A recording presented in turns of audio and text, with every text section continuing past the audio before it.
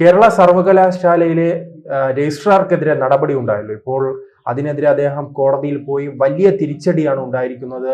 ഗവർണറിനാണ് ഒരു അന്തിമ വിജയം ഉണ്ടായിരിക്കുന്നത്. ഇത് നമ്മൾ വളരെ നേരത്തെ പറഞ്ഞതാണ്. അന്ന് ഈ സസ്പെൻഷൻ, രജിസ്ട്രാർക്കെതിരെ സസ്പെൻഷൻ ഉണ്ടായപ്പോൾ തന്നെ സർവകലാശാല ചട്ടങ്ങളും UGC ചട്ടങ്ങളും അനുസരിച്ച് ഇത് ഈ രജിസ്ട്രാർക്ക് വലിയ തിരിച്ചടി കിട്ടും എന്ന് നമ്മൾ അന്നേ പറഞ്ഞതാണ്. നമ്മൾ ആ പറഞ്ഞത് അക്ഷരം പ്രതി ശരിയായിരിക്കുകയാണ് ഇപ്പോൾ.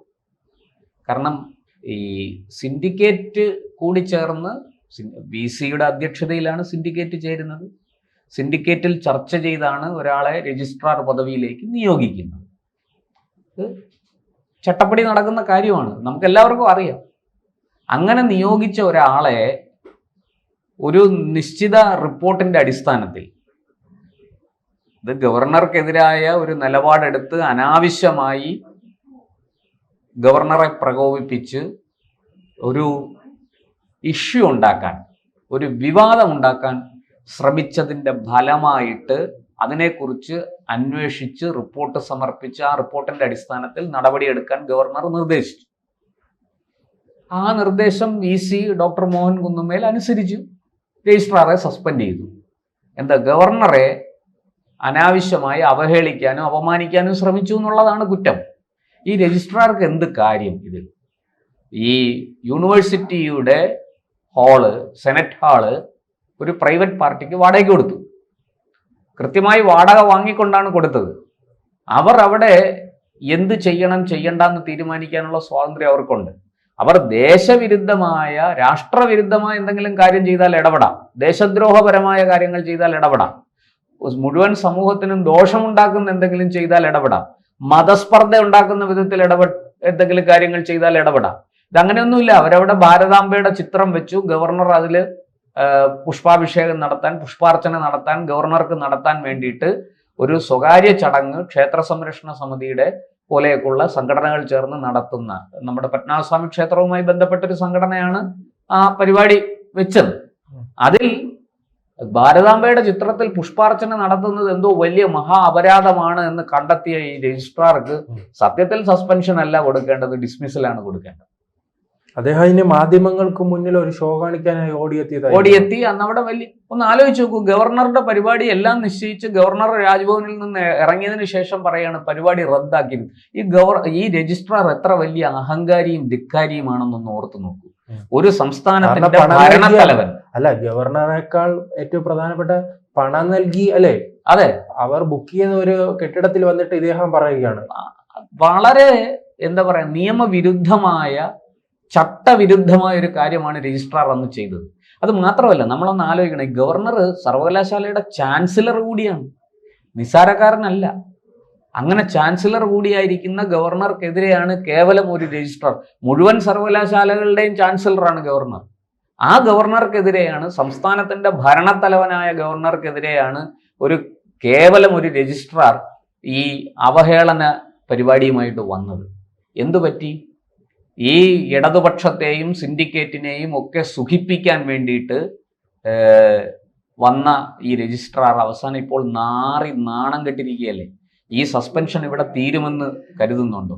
നാളെ ഈ സസ്പെൻഷൻ അന്വേഷണ വിധേയമായിട്ട് സസ്പെൻഡ് ചെയ്തിരിക്കുന്നു, അന്വേഷണം നടക്കുന്നു. അന്വേഷണത്തിൽ ഈ രജിസ്ട്രാർ കുറ്റക്കാരനാണ് എന്ന് കണ്ടാൽ ആ സ്ഥാനത്തുനിന്ന് പരിപൂർണമായിട്ടും രജിസ്ട്രാറെ മാറ്റുകയും നാളെ അദ്ദേഹത്തിന്റെ അധ്യാപന വൃത്തിക്ക് തന്നെ വെല്ലുവിളിയാകുകയും ചെയ്താൽ എന്ത് ചെയ്യും? രക്ഷിക്കാൻ ഏതെങ്കിലും സിൻഡിക്കേറ്റ് അംഗങ്ങൾ വരുമോ? ഇപ്പോൾ ഈ വലിയ കോലാഹലം മുഴക്കി ആദ്യം രംഗത്ത് വന്ന സിൻഡിക്കേറ്റ് അംഗങ്ങൾ ആരെങ്കിലും ഇപ്പോൾ രംഗത്തുണ്ടോ? കഴിഞ്ഞ ദിവസം അവിടെ സിൻഡിക്കേറ്റ് യോഗം നടന്നല്ലോ. ഈ രജിസ്ട്രാറിന്റെ സസ്പെൻഷനെ കുറിച്ച് ഒരു അക്ഷരം ഇവരാരും മിണ്ടിയില്ലല്ലോ. വളരെ കൃത്യമായിട്ട് VC മുന്നോട്ട് വെച്ച അജണ്ടകൾ മുഴുവനും ചർച്ച ചെയ്ത് പാസ്സാക്കി കൈയടിച്ചിട്ട് ചായയും വടയും കഴിച്ച് വീട്ടിൽ പോയവരല്ലേ ഈ സിൻഡിക്കേറ്റ് അംഗങ്ങൾ? ഈ ഇടത് സിൻഡിക്കേറ്റ് അംഗങ്ങൾ ഉൾപ്പെടെയുള്ളവർ അതല്ലേ ചെയ്തത്? എവിടെ പോയി രജിസ്ട്രാറോടുള്ള ഒരു പിന്തുണ? ഈ രജിസ്ട്രാറെ ഞങ്ങൾ വിട്ടുകൊടുക്കില്ല എന്ന് പറഞ്ഞ് നെഞ്ചേറ്റി നടന്ന സിൻഡിക്കേറ്റ് അംഗങ്ങളെ ആരെയും കണ്ടില്ലല്ലോ കഴിഞ്ഞ സിൻഡിക്കേറ്റ് യോഗത്തിൽ. ഇപ്പോഴിതാ കോടതിയിൽ ഇതിനെതിരെ കൊടുത്ത ഹർജി കോടതി തള്ളിയിരിക്കുകയാണ്. സത്യം പറഞ്ഞാൽ രജിസ്ട്രാർക്ക് മുഖമടച്ച് ഒരു അടി കിട്ടിയതുപോലെയാണ് എനിക്ക് തോന്നുന്നത്. ഈ രജിസ്ട്രാർക്ക് വേണ്ടി കോംപ്രമൈസ് ടോക്കിന് ഉന്നത വിദ്യാഭ്യാസ മന്ത്രി അടക്കമുള്ളവർ രാജ്ഭവനിൽ പോയല്ലോ. എന്താ ഗവർണർ വഴങ്ങിയില്ലല്ലോ അതിന്? ഇപ്പോ വളരെ രഹസ്യമായിട്ടാണ് ഇതെല്ലാം ഓപ്പറേറ്റ് ചെയ്തത്. പക്ഷേ രഹസ്യങ്ങളൊക്കെ പുറത്തു വന്നു. ഗവർണർ പറഞ്ഞു അതൊക്കെ വഴി പോലെ നടക്കും, നിയമത്തിന്റെ വഴിക്ക് പോകും, മറ്റു വല്ല കാര്യങ്ങളും ഉണ്ടെങ്കിൽ നമുക്ക് സംസാരിക്കാം. ഇപ്പോൾ സത്യത്തിൽ ഒരു ഗതിയും പരഗതിയും ഇല്ലാതായത് രജിസ്ട്രാർക്കല്ലേ? നഷ്ടമാർക്കാണ്? രജിസ്ട്രാർക്കാണ്. എന്നിട്ട് ജോയിന്റ് രജിസ്ട്രാറെ കൊണ്ടുവന്നു. ആ ജോയിന്റ് രജിസ്ട്രാറെ വെല്ലുവിളിക്കുകയാണ് ഇടത് സിൻഡിക്കേറ്റ് അംഗങ്ങൾ. ഈ രജിസ്ട്രാർക്കുള്ള ലൈസൻസ് കീ, കമ്പ്യൂട്ടർ ഓപ്പറേറ്റ് തുറന്ന് കയറണമെങ്കിൽ ലൈസൻസ് കീ ഉണ്ട്, അത് കൊടുക്കരുത് എന്ന് ഡോക്ടർ മോഹൻ കുന്നുമേൽ നിർദ്ദേശിച്ചിട്ട് പോയി. അദ്ദേഹം താൽക്കാലിക VC ആയിട്ട് ചുമതല ഡോക്ടർ സിസ തോമസിന് കൊടുത്തു. അവർ ഇരുന്ന ആ ഒരാഴ്ച, ഇദ്ദേഹം റഷ്യൻ സന്ദർശനത്തിന് മുൻകൂട്ടി തീരുമാനിച്ചതനുസരിച്ച് പോയതാണ്. അവർ ഇരുന്ന അദ്ദേഹത്തിന്റെ അഭാവത്തിൽ ഡോക്ടർ സിസ തോമസ് ചുമതല ഏറ്റെടുത്ത് അവർ ഇരുന്ന കാലയളവിൽ ഈ സിൻഡിക്കേറ്റ് അംഗങ്ങൾ സസ്പെൻഷൻ പിൻവലിക്കാൻ പഠിച്ച പണി 18 നോക്കി. വലിയ ബഹളമുണ്ടാക്കി സിൻഡിക്കേറ്റ് യോഗത്തിൽ. എന്തായി അതൊക്കെ? ആട് കിടന്നിടത്ത് പൂട പോലും ഇല്ല എന്നുള്ള അവസ്ഥയായില്ലേ? ഇപ്പോൾ കോടതിയും കൈവിട്ടിരിക്കുകയാണ്. സിംഗിൾ ബെഞ്ചിന്റെ വിധിയാണ്. ഇനി ഇതിനെതിരെ ഡിവിഷൻ ബെഞ്ചിലേക്ക് പോകും, നമുക്കറിയാം. ആ ഡിവിഷൻ ബെഞ്ചിലും സമാനമായ വിധി തന്നെ വരും. കാരണം VCയുടെ അധികാരം എന്താണ് എന്ന് കൃത്യമായിട്ട് നിർവചിച്ചിട്ടുണ്ട്. സർവകലാശാല ചട്ടങ്ങളിൽ, UGC ചട്ടങ്ങളിൽ, രേഖകളിൽ ഒക്കെ കൃത്യമായിട്ട് VCയുടെ ചുമതല എന്താണെന്ന് നിർണയിച്ചിട്ടുണ്ട്, നിശ്ചയിച്ചിട്ടുണ്ട്. അതനുസരിച്ചാണ് VC കാര്യങ്ങൾ ചെയ്തത്. അതിലിപ്പോൾ ഇടപെടാൻ സാധിക്കില്ല എന്നാണ് കോടതി പറഞ്ഞത്. നിങ്ങൾക്ക് വേണമെങ്കിൽ, ഇടത് സിൻഡിക്കേറ്റുകാർക്ക് വേണമെങ്കിൽ അടിയന്തരമായിട്ട് സിൻഡിക്കേറ്റ് യോഗം ചേർന്ന് തീരുമാനിക്കാം. പക്ഷെ അങ്ങനെ സിൻഡിക്കേറ്റ് യോഗം വിളിക്കണമെങ്കിലും VCയാണ് വിളിക്കേണ്ടത്. അതിന് VCയുടെ പുറത്ത് സമ്മർദ്ദം ചെലുത്താമെന്നേ ഉള്ളൂ. VC വിളിച്ചില്ലെങ്കിൽ 3 മാസത്തെ, ഏറ്റവും കുറഞ്ഞത് 3 മാസത്തിലൊരിക്കൽ വിളിക്കണം എന്നാണ്. അത് നീട്ടിക്കൊണ്ടു പോകാം VCക്ക്. VC വിളിക്കുന്നില്ല തൽക്കാലം, എന്ത് ചെയ്യും? ഇവർക്ക് VCയെ ബലമായിട്ട് പിടിച്ചു കെട്ടിക്കൊണ്ടുവന്ന് ഈ യോഗം നടത്താൻ പറ്റുമോ ഈ സിൻഡിക്കേറ്റ് അംഗങ്ങൾക്ക്? ഇനി ഇടത് സിൻഡിക്കേറ്റ് അംഗങ്ങൾ മാത്രമല്ലല്ലോ അവിടെ ഉള്ളത്, അവിടെ മറ്റു ഇടതരല്ലാത്ത സിൻഡിക്കേറ്റ് അംഗങ്ങളുണ്ടല്ലോ. അവരുടെ നിലപാട് എന്താണെന്ന് ഇവർ അന്വേഷിച്ചിട്ടുണ്ടോ?